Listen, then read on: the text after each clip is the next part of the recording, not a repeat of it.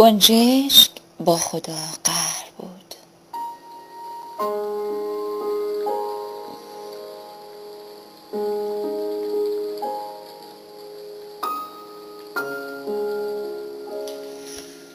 روزها گذشت و گنجشک با خدا هیچ نگفت.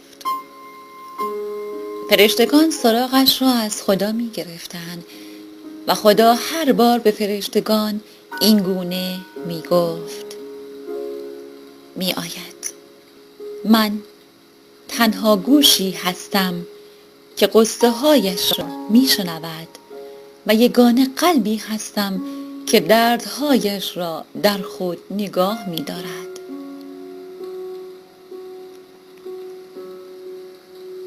و سرانجام گنجشک روی شاخه‌ای از درخت دنیا نشست.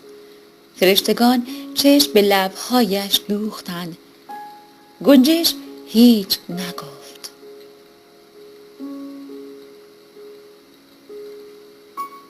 خدا لب به سخن گشود: با من بگو از آنچه سنگینی سینه توست. گنجشک گفت: لانه کوچکی داشتم. آرامگاه خستگی هایم بود و سرانجام بی کسیم بود.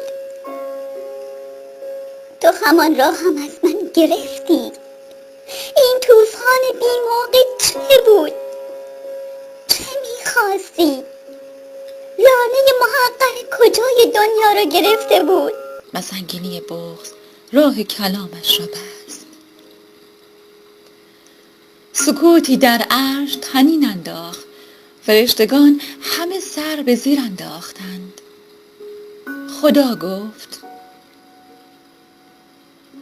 ماری در راه لعنت بود.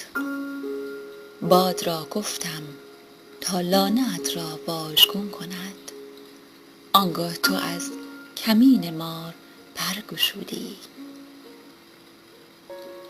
گنجشک خیره در خدایی خدا مانده بود.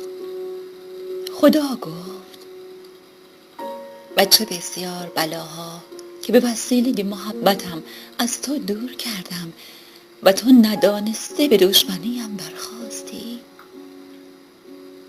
اشک در دیدگاه گنجشک نشسته بود. ناگاه چیزی درونش فرو ریخت. های گریه هایش ملکوت خدا را پر کرد.